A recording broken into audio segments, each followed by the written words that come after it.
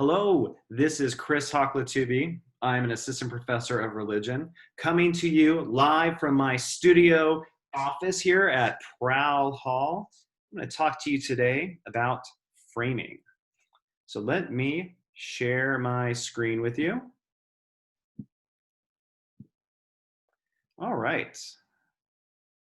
And we'll play from the start. So you all have presumably just read Michael Lewis's interview on the Freakonomics podcast, and there's this really great line. And it's where he says, one of Amos Tversky and Daniel Kahneman's, quote, great discoveries is that people don't make clean, clear decisions between things or choices between things. They make choices between descriptions of things. And so how things are described have a huge effect on the way people choose, and governments are often charged with creating these decision-making environments. So Michael Lewis doesn't give examples of this. And we thought, hey, it would be really great to run you through some of the experiments that Amos Tversky and Daniel Kahneman gave to test out and to demonstrate these theories. A lot of this is covered in chapter 38 of Thinking Fast and Slow, a chapter you will not read tonight. And we thought, hey, why not present it to you via this lecture/handout? So, survey time. You should have been emailed a survey from your professor. If you have not, poke your professor. But y'all should have been emailed a survey. Take it, all right? And if you've already taken it, you may proceed to the next minute of this video. So, you've taken the survey. We're going to go over it now. Scenario 1, gambling. Would you accept a gamble that offers a 10% chance to win $95 and a 90% chance to lose $5? Yes or no? Now, would you pay $5 to participate in a lottery that offers a 10% chance to win $100 and a 90% chance to win nothing? Now look at these two prompts and think about them. They're practically the same, right? So in the first prompt, you're probably going to lose $5, right? 10% chance you might win, but you're probably going to lose. In the second, right, you got to pay $5, you got to pay to play, and you have still the same percent chance of winning $100, but at the end of the day, you're still only going to win $95 because you're already out $5. What did you choose? So when this survey was originally given out by Tversky and Kahneman, people generally were more drawn to say yes to the second question than to the first. Why is that? According to Kahneman, a bad outcome is much more acceptable if it is described as losing a gamble. We should not be surprised. Losses evoke stronger negative feelings than costs. And so, perhaps our choices are not so quite bound to reality, because our fast, impulsive thinking, or System 1 thinking, as we will read more tonight, is less focused on reality and more on how things are described. So, now in the next 3 scenarios, those of you who were given handout A will have seen a slightly different version of the same exact scenario as those with handout B. The difference is in how each choice is framed, either positively or negatively. So for example, in scenario 2, the wheel of chance, those of you with handout A were asked whether they would choose to keep $20 rather than spin the wheel, while those of you with handout B were asked whether you would lose $30 rather than spin the wheel. Now, those of you, think about what you chose, and maybe think about what the other people with handouts chose that are different than yours. So here are the expected results.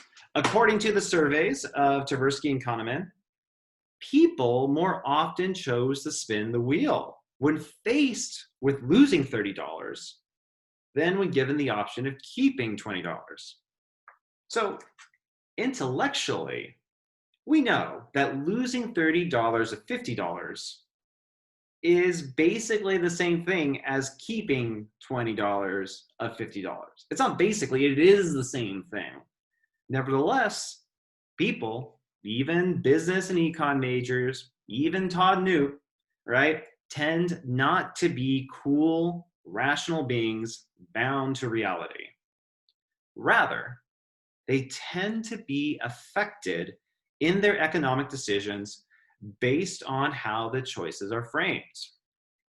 It turns out that our minds are, quote, biased in favor of the sure option, end quote, when the choice is framed as keep, and against the same option when it is framed as a loss.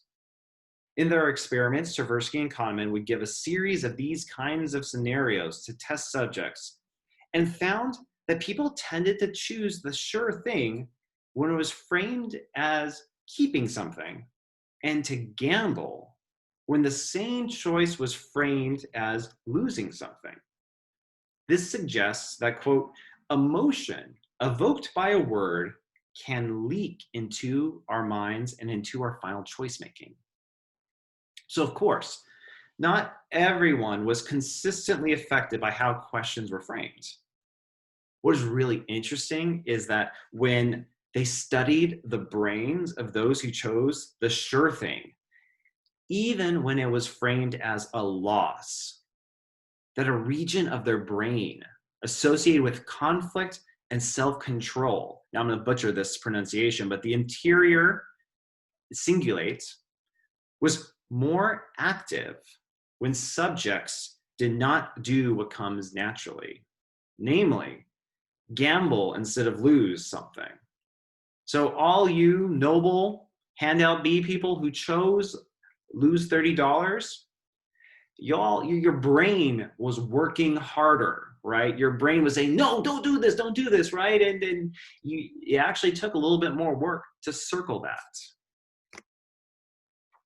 So scenario 3, you were asked to imagine that you were physicians and that you had to give your medical opinion about whether a cancer patient should receive surgery or radiation. Now, those with handout A were told that about 10% mortality rate, or were told about the 10% mortality rate, while those with handout B were told about the 90% survival rate.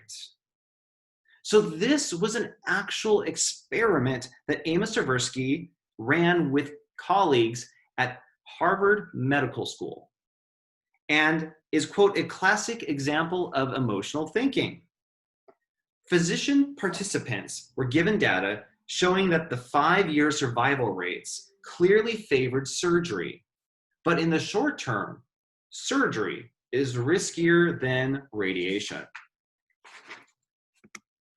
As you might expect now, 84% of Harvard physicians in the study overwhelmingly chose to recommend surgery when framed in terms of survival, while only half of the physicians still chose surgery when the prompt was framed in terms of mortality. Thus, 50% of physicians who saw the 10% mortality rate 1 month after surgery chose to recommend radiation.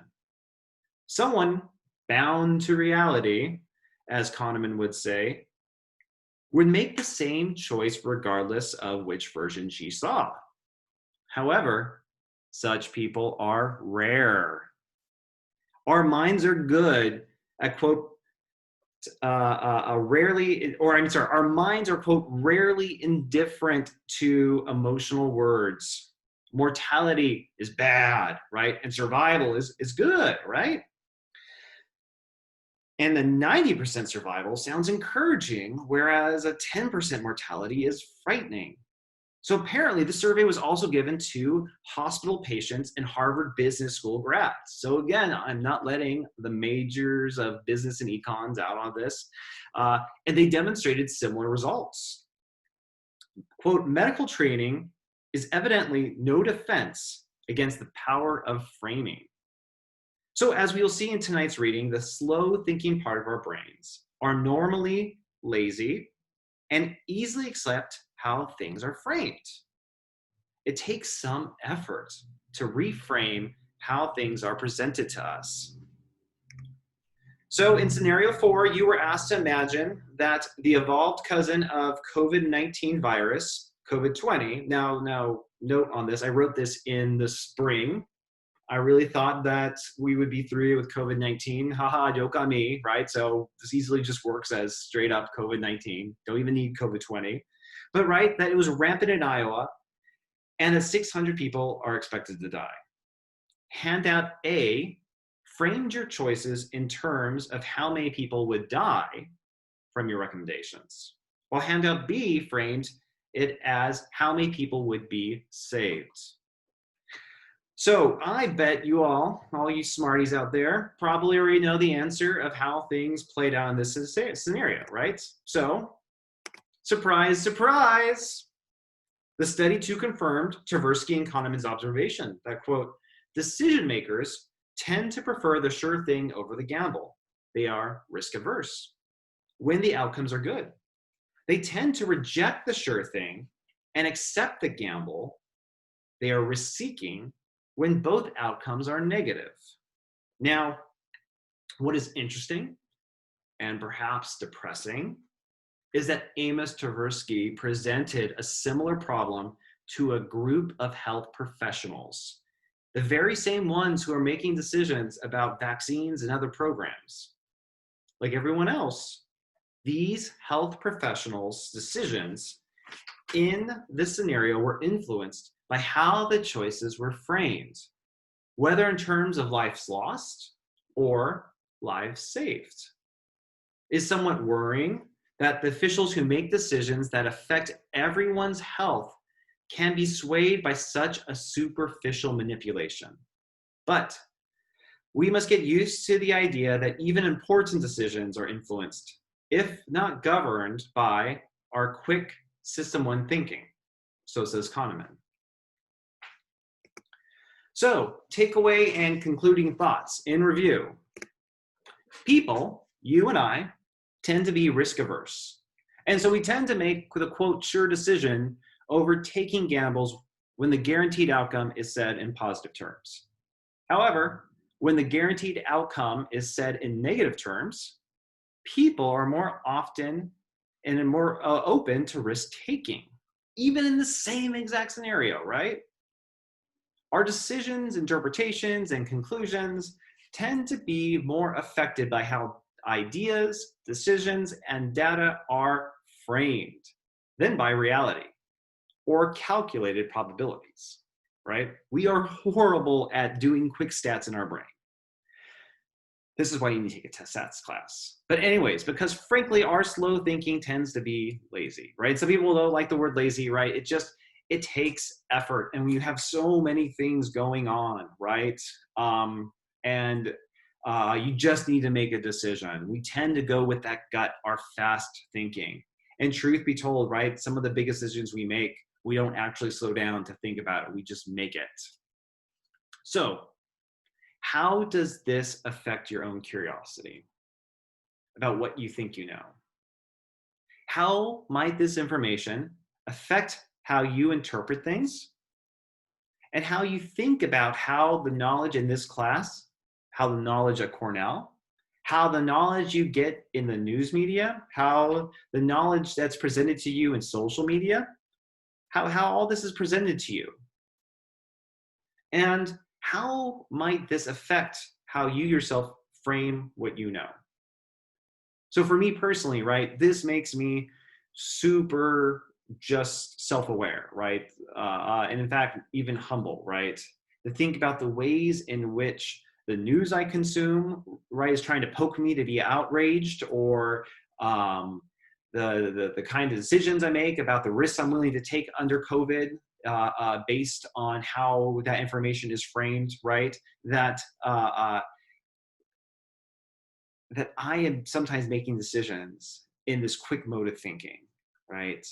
And even having emotional reactions based on this kind of quick mode of thinking, rather than trying to reshape, reframe what the information is that I'm trying to grapple with, right? 10% mortality rate. Well, that's a 90% survivability rate. How do I feel about that, right? These are all big questions and aren't even the end of the questions, right? So bonus math time, the best kind of bonus, right? So consider 2 car owners who think and seek to reduce their costs.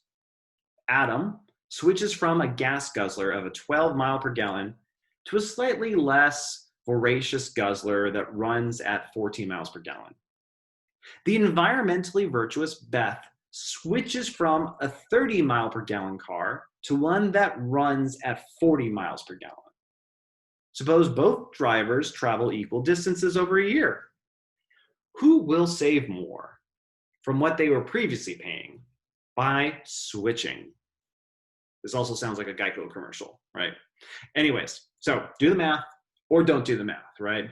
You can pause it or you can keep going play. So the answer obviously is Beth, right? After all, she increased her miles per gallon by 10 miles, whereas Adam only increased it by 2.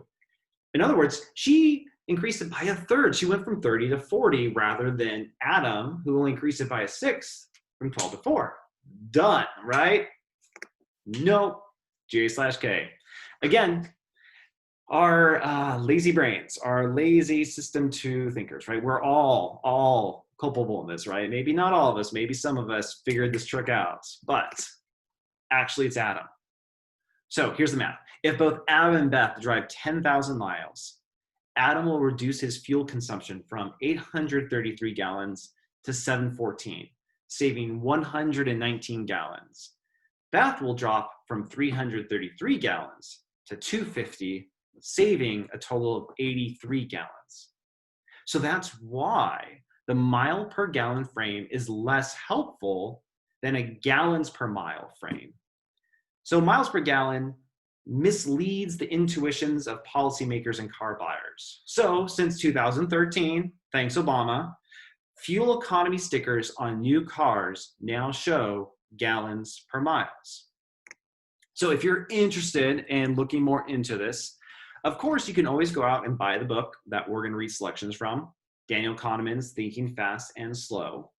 I also strongly recommend Michael Lewis's The Undoing Project. Frankly, this was my introduction to this whole field. I never heard about Daniel Kahneman until I read Michael Lewis. I was a big fan of Moneyball and The Big Short.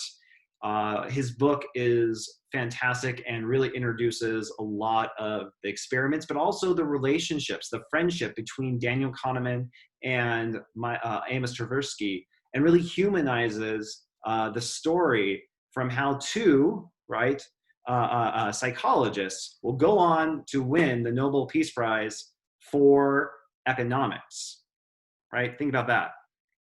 And then lastly, of course, there is Thaler and Sunstein's work, Nudge. Now, if you remember from the podcast, it was Thaler and Sunstein who emailed Michael Lewis and said, hey, that Moneyball book was cute. It was real cute. But if you really want to get into the psychology behind why basketball and baseball scouts are overvaluing certain aspects and undervaluing other things and are missing out on some of these really great recruits, you have to look at the work of Daniel Kahneman and Amos Tversky.